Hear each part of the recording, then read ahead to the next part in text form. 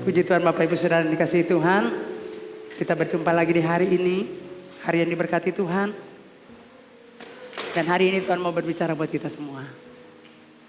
Firman Tuhan dari Yesaya 49 ayat 1 sampai 6. Dengarkanlah aku hai pulau-pulau.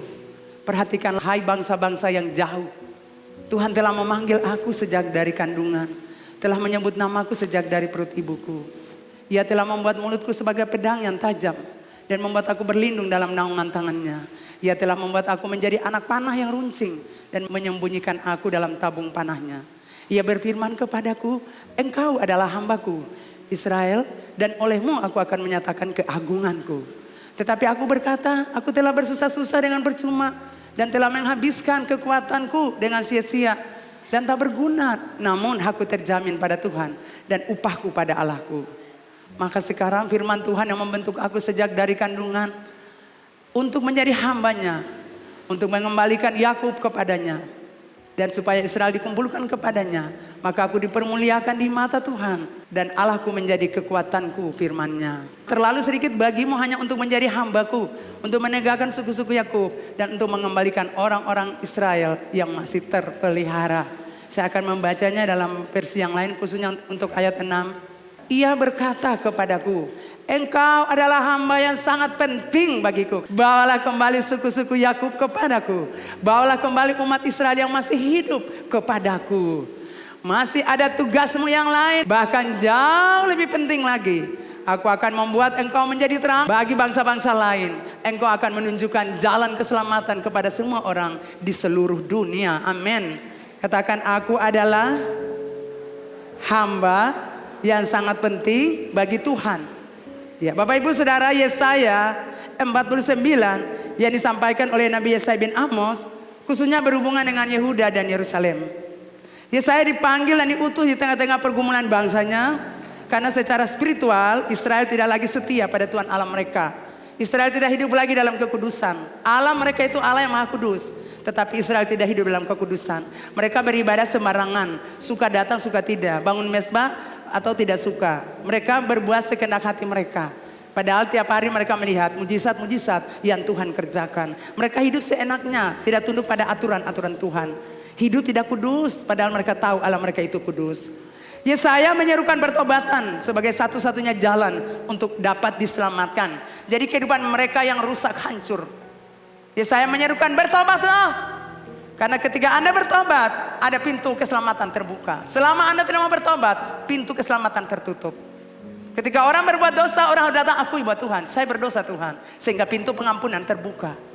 Anugerah pengampunan terjadi bagi Bapak Ibu Saudara. Selama Bapak Ibu Saudara buat dosa dan tertutup itu dosa, maka tidak ada pengampunan untuk Bapak Ibu Saudara. Dosa tidak boleh ditutup, dosa tidak boleh disembunyikan. Dosa diakui dan diselesaikan. Yesaya juga menekankan tentang pengharapan baru bagi mereka. Yesaya berkata, walaupun kamu rusak hancur. Dan karena perbuatanmu yang rusak hancur dibuang ke Babil. Tapi dengar, Tuhan yang kita sembah itu baik. Tuhan yang kita sembah itu mengasihi kita. Amin. Tuhan yang kita sembah memberikan bagi saudara pengharapan baru. Tuhan memberikan kamu keselamatan. Sekalipun kamu tinggal di Babel, hak-hakmu tidak ada di sana. Kamu bangsa terjajah di sana. Tidak punya apa-apa di Babel. Kamu dijajah. Tetapi dengar, Tuhan mengasihi kamu. Ada lagi pengharapan baru, yaitu keselamatan bagi engkau orang Israel yang sedang mengalami pembuangan di Babel. Bapak Ibu, peristiwa pembuangan menimbulkan keputusasaan bagi orang Israel.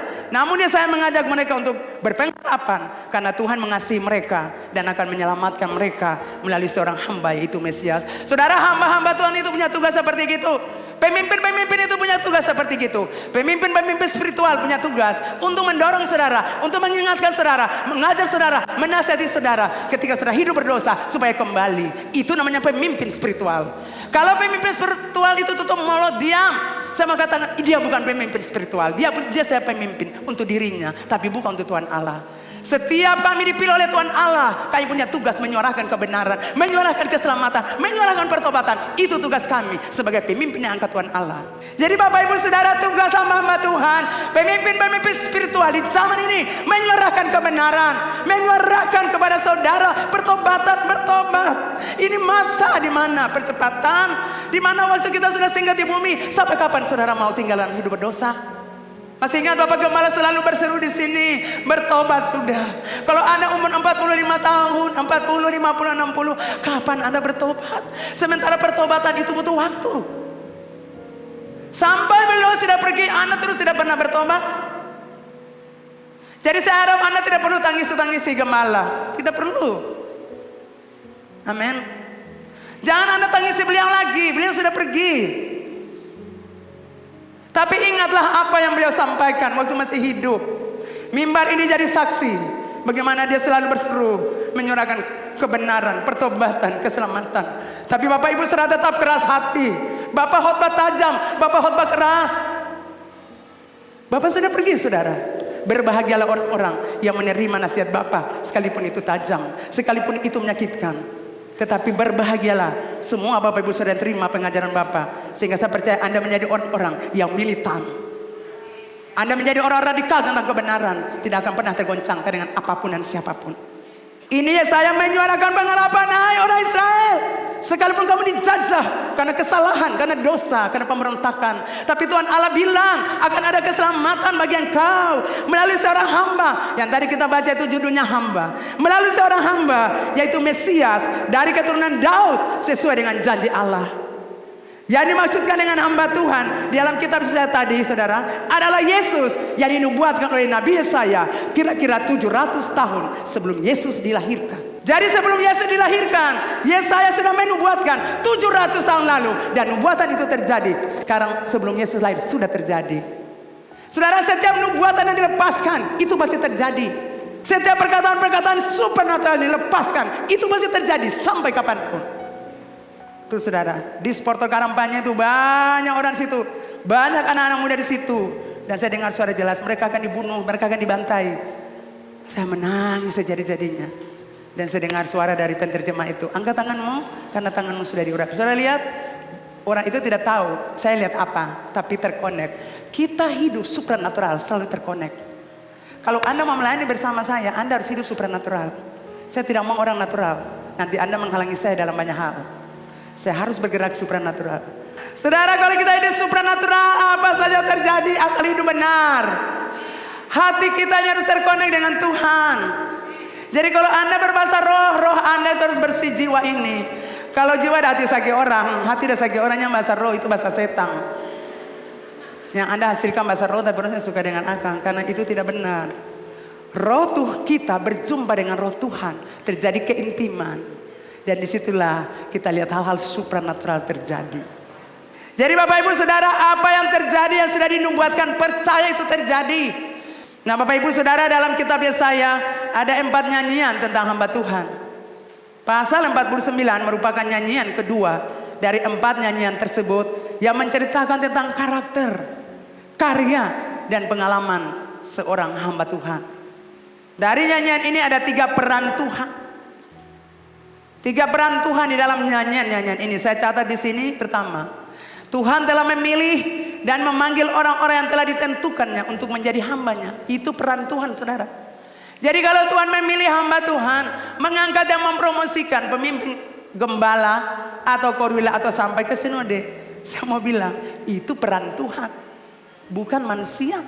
Tuhan yang berperan untuk pilih orang ini, angkat dia pada jabatan tertentu. Tuhan yang pilih orang ini dan tentukan orang ini untuk menjadi orang penting bagi Tuhan. Tuhan yang pilih saudara, bukan kita yang pilih. Panggilan Tuhan, Tuhan memanggil, Tuhan memilih. Jadi dari dalam rahim ibu, Tuhan sudah pilih, Tuhan sudah bentuk. Seperti Yesaya dan Nabi Yeremia, dalam kandungan ibu mereka sudah dipilih oleh Tuhan, sudah ditetapkan kamu hambaku. Jadi mau bilang apa lagi, tetap jadi hamba Tuhan. 1 Korintus 1 ayat 28 berkata, dan apa yang tidak terpandang dan yang hina bagi dunia dipilih Allah. Bahkan apa yang tidak berarti dipilih Allah untuk menandakan apa yang berarti. Saudara, waktu Tuhan angkat itu semua orang pasti bingung ya. Seperti Daud, ini penggembala kambing domba, masuk di istana. Ini mau kerjanya apa ini? Kan setiap hari itu Daud urus kambing domba. Tempatnya di padang, masuk istana mau buat apa? Kita selalu melihat dari cara pandang kita. Tapi saya mau katakan, pemilihan adalah otoritas Tuhan. Amin. Pemilihan adalah otoritas Tuhan. Maksudnya kalau Tuhan memilih seseorang, otoritasnya Tuhan, bukan orang itu, saudara. Pemilihan adalah inisiatif Tuhan. Tuhan yang berinisiatif untuk memilih, memanggil orang itu menjadi hambanya. Bukan karena kemauan orang itu, bukan juga karena prestasi orang itu, tapi Tuhan pilih dia. Yohanes 15 ayat 16 berkata, bukan kamu yang memilih aku yang memilih kamu, dan aku telah menetapkan kamu supaya kamu pergi dan menghasilkan buah, dan buahmu itu tetap, supaya apa yang kau minta kepada Bapa dalam namaku diberikannya kepadamu. Bukan kamu yang memilih aku, tapi aku pilih kamu. Jadi Tuhan pilih. Jadi saya harus tunduk pada otoritas Tuhan, inisiatif Tuhan untuk membawa saya, mengangkat saya menjadi seorang pemimpin. Peran Tuhan yang kedua, bukan saja Tuhan angkat, Tuhan pilih, tetapi Tuhan melindungi, Tuhan menyertai, Tuhan memberi kemampuan kepada hamba-hambanya. Tuhan telah melengkapi hamba-hambanya untuk melakukan tugasnya yang Tuhan sudah tentukan baginya. Jadi setiap hamba Tuhan diangkat, Tuhan lindungi, Tuhan lengkapi. Makanya hamba Tuhan kalau berdoa, wah luar biasa ya. Mereka punya kata-kata supernatural, nubuatan dilepaskan luar biasa. Karena apa? Tuhan melengkapi. Jadi Bapak Ibu Saudara, Tuhan tidak pernah membiarkan kita, melepaskan kita ketika kita diutus untuk memberitakan Injil. Bapak Ibu Saudara memberitakan Injil, dengar, Tuhan tidak biarkan kita untuk apa? Dipermalukan, tidak. Setiap pemberitaan Injil yang Anda sampaikan itu adalah urapan dan perlindungan Tuhan ada untuk Bapak Ibu Saudara. Tuhan memberikan jaminan kemenangan, bukan saja kemenangan di dunia, tapi kemenangan sampai kekekalan. Ia menyertai dan melindungi kita sebagai hamba-hamba Tuhan. Ia menjaga kita seperti anak panah yang disembunyikan dalam tabung panahnya. Tuhan lindungi kita. Tidak ada yang lawan kita kalau Tuhan di pihak kita. Itulah sebabnya hamba Tuhan ketika dilengkapi oleh Tuhan, dia sanggup melakukan tugasnya dengan baik. Dia memberitakan perbuatan Tuhan dengan tajam dan tepat sasaran, seperti pedang yang tajam dan anak panah yang runcing, seperti api dan seperti palu yang menghancurkan bukit batu. Yeremia 23 ayat 29. Bukankah firmanku seperti api, demikian firman Tuhan, dan seperti palu yang menghancurkan bukit batu. Saudara, siapa bisa hancurkan bukit batu? Bulldozer juga susah, betul? Tapi firman Tuhan hancurkan. Kalau Anda punya hati keras, kepala batu, nanti firman Tuhan hancurkan Anda. Itu firman Tuhan. Jadi kalau firman Tuhan keluar dari mulut hamba-hamba Tuhan, jangan Anda tersinggung. Karena firman Tuhan itu akan hancurkan Anda punya kesombongan, hancurkan Anda punya hati yang membatu, supaya Anda perlu bertobat dan berubah. Itu namanya hamba Tuhan, saudara.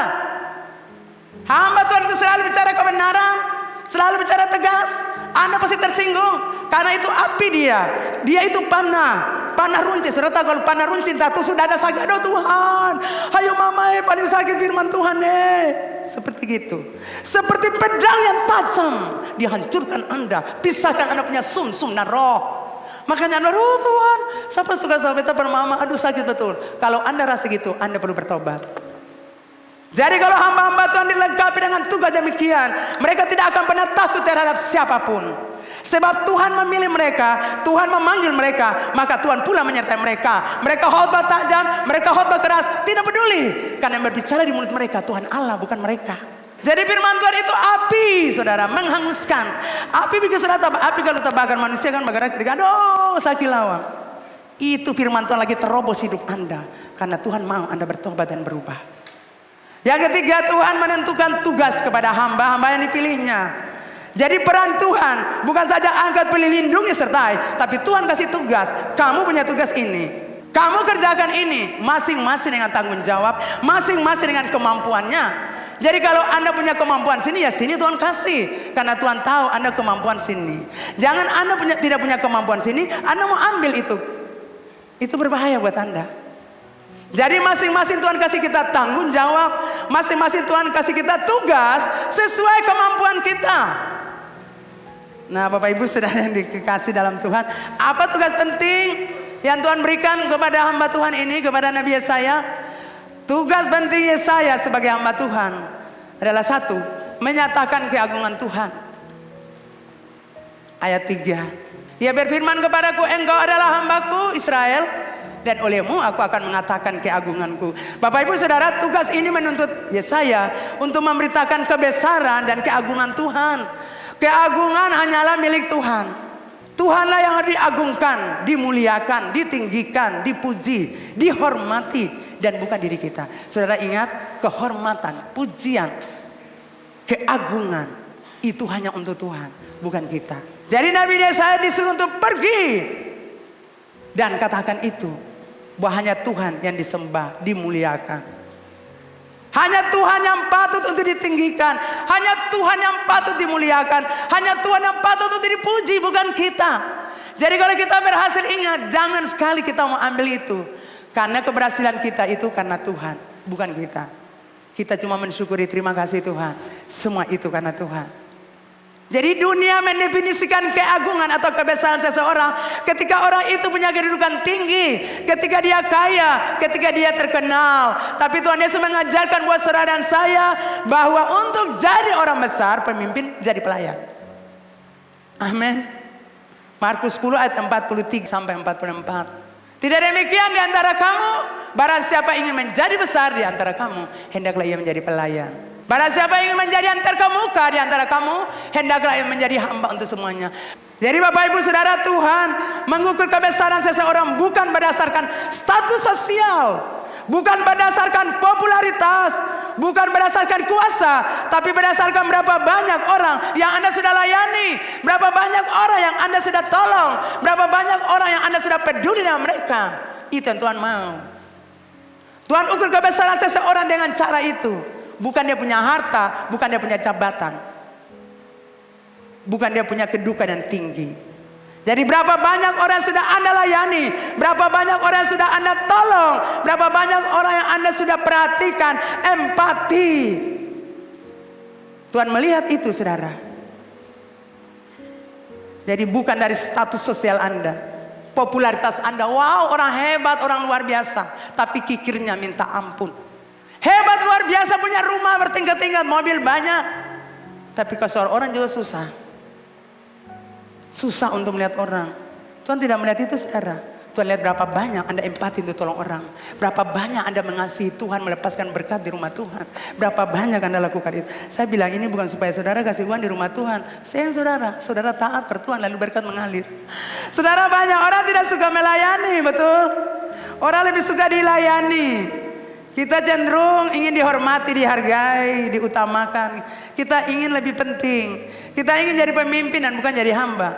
Tuhan Yesus menyebut dirinya hamba. Bahkan ia rela melakukan pekerjaan-pekerjaan yang dipandang rendah dan remeh oleh kebanyakan orang, seperti cuci kaki murid-murid. Tuhan Yesus punya empati untuk orang-orang yang membutuhkan pertolongannya. Tuhan Yesus dekat dengan orang-orang kecil. Dia terima mereka. Amin, saudara. Kalau kita lihat pelayanan Yesus di mana-mana dia jalan, dia punya hati yang penuh belas kasihan. Amin. Dia menolong orang-orang yang datang mohon belas kasihannya. Bapak beta mata buta, Bapak beta pincang, Bapak beta tuli. Dan banyak mujizat Tuhan kerjakan. Tuhan mau kita punya hati itu, tolong orang. Amin, saudara. Lihat orang susah tuh, tolong dong. Bagaimana cara buat Tuhan senang? Jadi mari kita peduli dengan orang. Kita melakukan hal-hal yang membuat orang itu bahagia, seperti yang Yesus lakukan. Bapak Ibu Saudara yang kekasih, mari kita ceritakan, kita beritakan kesaksian tentang Yesus di mana saja kita berada. Rasul Paulus berkata dalam 1 Korintus 9 ayat 16, karena jika aku memberitakan Injil, aku tidak mempunyai alasan untuk memegahkan diri, sebab itu adalah keharusan. Bahkan Yeremia 20 ayat 9 berkata, tetapi apabila aku berpikir, aku tidak mau mengingat dia dan tidak mau mengucapkan firman-Nya lagi demi namanya, maka dalam hatiku ada sesuatu yang seperti api yang menyala-nyala terkurung dalam tulang-tulangku. Aku berlela-lela untuk menahannya, tapi aku tidak sanggup. Saudara lihat itu? Dia bilang, ayo kita semua beritakan Injil. Orang-orang Israel terlalu kejahatan, memberontak melawan Tuhan, menentang. Bahkan Tuhan utus mereka marah kami, mereka jengkel kami, membunuh kami, membuang kami di bawa di penjara, atau juga menghukum kami. Jadi saya tidak mau beritakan Injil lagi, Tuhan. Saya tidak mau lagi. Yeremia bilang, Tuhan tidak. Saya tidak mau memberitakan Injil. Tapi dia bilang apa? Ketika aku tidak mau memberitakan, ada satu apa dalam hatiku seperti api menyala-nyala, terkurung dalam tulangku, harus beritakan. Tugas penting yang kedua, mengembalikan Yakub kepadanya ayat 5. Maka sekarang firman Tuhan yang membentuk aku sejak dari kandungan, untuk menjadi hambanya, untuk mengembalikan Yakub kepadanya, dan supaya Israel dikumpulkan kepadanya. Maka aku dipermuliakan di mata Tuhan, dan Allahku dan menjadi kekuatanku, firman-Nya. Melalui Yesaya, Israel dipanggil untuk memprioritaskan Tuhan. Jadi Israel dipanggil untuk kembali utamakan Tuhan, prioritaskan Tuhan.